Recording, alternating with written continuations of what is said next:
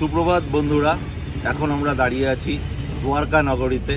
এখানে ভগবান শ্রীকৃষ্ণের রাজ্য ছিল, তো ভগবান শ্রীকৃষ্ণের নামে এখানে মন্দির তৈরি হয়েছে, দ্বারকাধীশ টেম্পল। সেই টেম্পলের খুব কাছেই আমাদের হোটেল শ্রীকৃষ্ণ ইন। এই হোটেলেই আমরা উঠেছি, কালকে রাত্রে আমরা এখানেই ছিলাম। এখন আমরা জাস্ট পায়ে হেঁটে, এই যে পাশের গলিটা, এটাই হচ্ছে দ্বারকা মন্দির যাওয়ার যে রাস্তা। এই গেট দিয়েই আমরা পাশ দিয়ে হেঁটে হেঁটে মন্দিরে যাব। মন্দিরের সবচেয়ে কাছের হোটেল, ভালো হোটেল, পার্কিংয়ের সুন্দর ব্যবস্থা আছে। চলো, এখন সকাল বাজে হচ্ছে 7টায় খুলে যায় মন্দিরের গেট। চলো মন্দিরে যাই।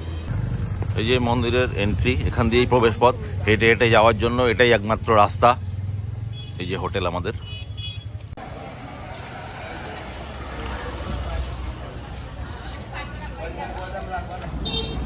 ঘাস বিক্রি হচ্ছে, এখান থেকে ঘাস নিয়ে গরুকে খাওয়ানো যেতে পারে। আমরা চলে এসেছি এখানে। এই যে সামনে জুতো রাখার স্ট্যান্ড, এখানে জুতো রেখে এই যে দ্বারকাধীশ টেম্পলের চূড়ো পিছনে দেখা যাচ্ছে। তো এখান দিয়ে হেঁটে হেঁটে আমাদের যেতে হবে আগে। তো প্রচুর ভিড় এই জায়গায়, প্রচুর লোক, প্রচুর দোকান। মন্দিরের ভেতরে অ্যালাউড না, আমরা বাইরে থেকেই তুলছি।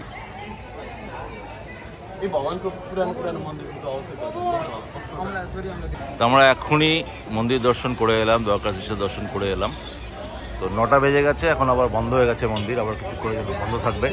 এখন কিন্তু আর এন্ট্রি পাওয়া যাচ্ছে না। তো আমরা ঠিক সময়ে এসেছিলাম, যেন আমাদের খুব তাড়াতাড়ি দর্শনও হয়েছে। হার্ডলি 20 মিনিটের মতো লেগেছে আমাদের মন্দির দর্শন, ভগবানের দর্শন করতে। তো ভালোই হলো। যাক, এখন এবারে আমরা একটু যাবো মন্দিরের পেছনের দিকে, গোমতী রিভারের দিকে। তো চলো, তোমাদেরকেও নিয়ে যাই গোমতী রিভার।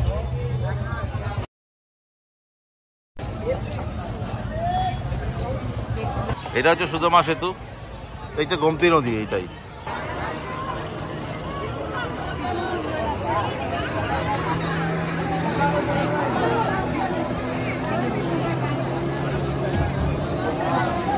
এই যে গোমতী নদী, এটা পেছনেই আছে ওই যে সমুদ্র দেখা যাচ্ছে, দেখাই একটু আপনাদের। এই যে গোমতী নদী গিয়ে সমুদ্রে গিয়ে মিশছে। জলে অনেক ছোট ছোট মাছ দেখা যাচ্ছে।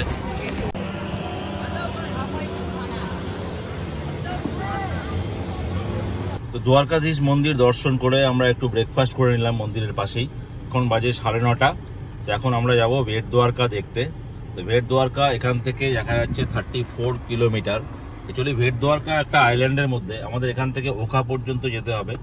তো ওখাতে গিয়ে ওখান থেকে আমাদের বোট নিতে হবে। তো পাবলিক বোটও হতে পারে, প্রাইভেট বোটও হতে পারে। সেখানে গিয়ে দেখবো আমরা প্রাইভেট বোট আর পাবলিক বোটের ভাড়া কত আছে। তো সেখান থেকে বোটে করে একটা আইল্যান্ডে যেতে হবে। সেই আইল্যান্ডটাই হচ্ছে বেট দ্বারকা। সেই আইল্যান্ডটি সুদামা শ্রীকৃষ্ণকে দান করেছিল, এবং শ্রীকৃষ্ণ এখানে যখন রাজত্ব করতো, যে এই সময় দ্বারকাতে, দ্বারকার রাজা ছিলেন যখন, তখন মাঝে মাঝে উনি ওখানে গিয়েই থাকতেন। তো সেই হচ্ছে বেট দ্বারকা, সেই জন্য সেটা একটা দর্শনীয় স্থান।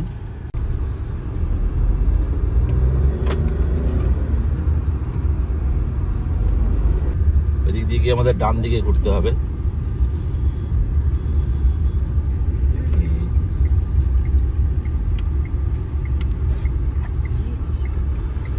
এই রাস্তায় না।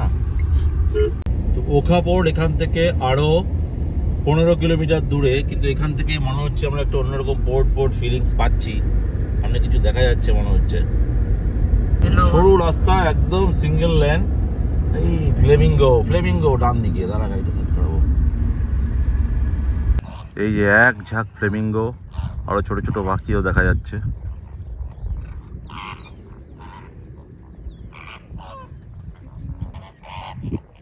মানে এই ট্রিপে ভাবছিলাম কবে যে ফ্লেমিঙ্গো দেখতে পাবো, সত্যি চোখের সামনে পেয়েও গেলাম ফ্লেমিঙ্গো। এতক্ষণ আমরা প্রায় ভাঙা চূড়া একটা রাস্তা দিয়ে এলাম। কিছু কিছু জায়গায় ভাঙা আছে, কিছু জায়গায় খুব সরু রাস্তা, কিন্তু রাস্তা ঠিক আছে, চলে যায়, এমন কিছু খারাপ না। তবে সিনারি খুব সুন্দর। আমরা দেখলাম ফ্লেমিঙ্গো প্রচুর জলার মধ্যে। হ্যাঁ, তা এখন আমরা একটা বড় রাস্তায় উঠবো। এবার আমরা লেফটে টার্ন নেবো। দেখি এই রাস্তাটা কেমন আছে। মনে হচ্ছে তো এটা একটা ভালো রাস্তা। হ্যাঁ, এটা একটু বড় রাস্তা। তো এখান থেকে আর 12 কিলোমিটার আছে আমাদের ওখা পোর্ট।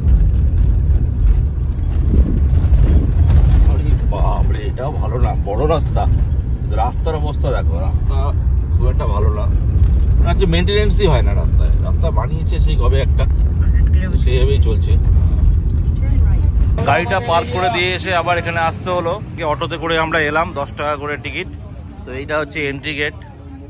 তো এই যে দুপাশে প্রচুর টুপির দোকান, সানগ্লাস, খাবারের দোকান আছে। তো এবার আমাদের টিকিট কাটতে হবে। প্রচুর টুরিস্ট অলরেডি চলেও এসছে এখানে।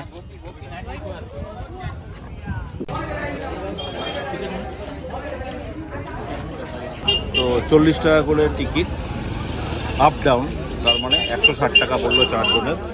চলো এবার যাই, বোটে গিয়ে বসি।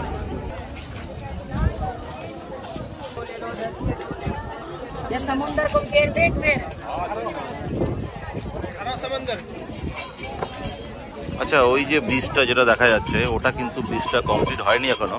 ব্রিজটা কমপ্লিট হয়ে গেলে কিন্তু আর আমাদের এই ফেরি করে যেতে হবে না, বোটে করে, নৌকায় করে যেতে হবে না। সোজা আমরা ওখা থেকে বেট দ্বারকা পর্যন্ত ওই ব্রিজ দিয়ে যেতে পারবো। প্রায় শেষের দিকে, কিন্তু কিছু কিছু জায়গায় একটু বাকি আছে, সেই উদ্বোধন হয়নি জাস্ট। আমরা বোটে বসে গেছি, প্রচুর ভিড় বোটে, প্রচুর লোকজন। এই যে দেখাই একটু ভিড় কেমন। अनेक भीड़ আছে। कहाँ से है? हम नेपाल से है। नेपाल से कहाँ से? पूर्व धापा। धापा से? धापा से। আচ্ছা আচ্ছা আচ্ছা। তো আমাদের যাত্রা শুরু হয়ে গেছে বেট দ্বারকার দিকে। তো আমরা জাস্ট 2 মিনিট হলো শুরু করেছি যাত্রা। তো ভীষণ এক্সাইটেড, প্রচুর লোক, সবাই কিন্তু মোবাইল নিয়ে সেলফি নিয়ে ফটো তুলছে, সেলফি তুলছে। হ্যাঁ, সবাই পাখির খাবার দিলে পাখিরা ছুটে ছুটে আসছে। মাঝে মাঝে অল্প কিছু পাখি আছে, ওরা তো অনেক খাবার বিক্রি করছে, যে প্রচুর পাখি আসবে সেরকম পাখি দেখতে পাচ্ছি না, অল্প অল্প দেখতে পাচ্ছি, একদম পুরা। তো এটা মোস্ট প্রবলি হাফ অ্যান আওয়ারের জার্নি হবে। তো দেখি কেমন হয় জার্নিটা। তো আস্তে আস্তে আস্তে আস্তে আমরা সমুদ্রের ভেতরে ঢুকবো। তো ভালোই লাগছে, আমার হচ্ছে এক্সাইটেড প্রচুর। এই যে অনেক পাখি অলরেডি চলে এসছে খাবার দেওয়ার সাথে সাথে।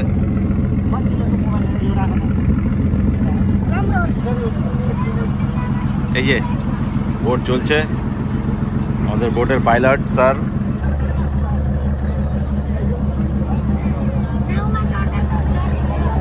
তো আমরা চলে এসেছি বেট দ্বারকার ফেরিঘাটে। আস্তে আস্তে বোট আমাদের পাড়ে লাগাচ্ছে। আমরা বেট দ্বারকার জেটি থেকে বেরোচ্ছি বাইরে। জাস্ট একটু গরমে আমরা একটু লেবু জল খেয়ে নিলাম, খেয়ে নিয়ে সামনের দিকে এগোচ্ছি। তো এখান থেকে ওখানে দোকানদারকে জিজ্ঞেস করলাম যে কত দূরে মেন মন্দির। তো বললো হার্ডলি 2 থেকে 3 মিনিট লাগবে, হেঁটে চলে যান, একদম সামনেই মন্দির।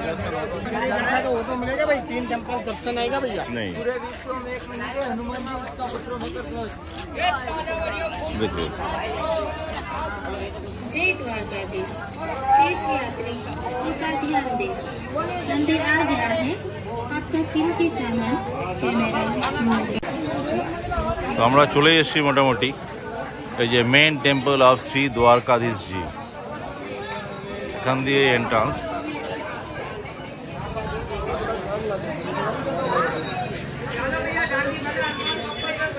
এই দিক থেকে আমরা এলাম, এসে এখানে হচ্ছে কি আছে, গায়ে মাতাজি কা ঘাস চড়া কে লিয়ে সেবা। আর এই যে সামনে কাউন্টার দেখা যাচ্ছে, এখানে মোবাইল নিয়ে আসলে এখানে মোবাইল জমা দিতে হবে। কাউন্টার মোস্ট প্রবলি কিছু টাকা নেওয়া হয়, 10 টাকা করে পার মোবাইল বা কিছু। তারপরে এদিক দিয়ে যেতে হবে সোজা। তো দ্বারকাধীশ মন্দির দেখে আমরা এখন ফিরে যাচ্ছি বেট দ্বারকা থেকে মেইন ল্যান্ডে। এবার আমরা যাব নাগেশ্বর টেম্পলের দিকে। খুব একটা বেশি ডিস্টেন্স না, এখান থেকে মোটে 20-25 কিলোমিটারই হবে নাগেশ্বর টেম্পল। তো বেট দ্বারকা দেখে আমরা এখন রওনা দিলাম নাগেশ্বর জ্যোতির্লিঙ্গের দিকে। এখান থেকে নাগেশ্বর জ্যোতির্লিঙ্গ মাত্র 19 কিলোমিটার। নাগেশ্বর মন্দিরে জ্যোতির্লিঙ্গ দর্শন করে তারপরে আমরা চলে যাব আবার আমাদের হোটেলে। এই আমরা এখন একটু সামনে গিয়ে একটা রাস্তায় উঠছি, আর ডান দিকে যে রাস্তাটা চলে গেল এই রাস্তা দিয়ে আমরা এসেছিলাম দ্বারকা থেকে বেট দ্বারকার দিকে, এই ডান দিকে রাস্তাটা দিয়ে। আর আমরা এবার চলে যাব বাঁ দিকে নাগেশ্বর টেম্পলের দিকে। এখন বাজে 1:40 আর আমরা চলে এসেছি নাগেশ্বর জ্যোতির্লিঙ্গের সামনে। এই যে বাঁ হাতে দেখা যাচ্ছে একদম ফ্রন্টেই সামনের দিকেই বিশাল এক ভগবান শিবের মূর্তি, আর তার সাথে টেম্পলটাও দেখতে পাচ্ছি আমরা। এই যে দেখো, তো চলো যাই, গাড়িটাকে আগে লাগাই, পার্ক করে তারপরে ভেতরে ঢুকবো। আমরা এখন দাঁড়িয়ে আছি নাগেশ্বর জ্যোতির্লিঙ্গের একদম সামনে। এই যে ডান হাতে বিশাল মহাদেবের স্ট্যাচু মূর্তি, আর এই যে নাগেশ্বর জ্যোতির্লিঙ্গের টেম্পলটা। প্রচুর গাড়ি এখানে পার্ক করা হয়ে গেছে, আমরাও গাড়িটা পার্ক করে দিয়েছি, এখন ভেতরে ঢুকতে হবে।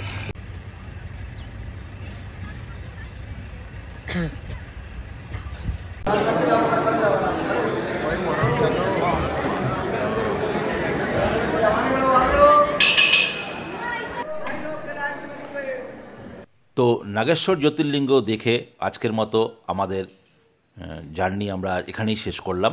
এখন আমরা হোটেলে ফিরে যাব। তো ভিডিওটি কেমন লাগলো কমেন্ট করে জানান। যদি ভালো লাগে তাহলে একটা লাইক দেবেন। চ্যানেলে নতুন হলে চ্যানেলটিকে অবশ্যই সাবস্ক্রাইব করবেন। আর কাল আমরা বেরিয়ে যাব এখান থেকে ভুজের উদ্দেশ্যে। তাহলে চ্যানেলে থাকুন, দেখা হচ্ছে পরের ভিডিওতে। নমস্কার।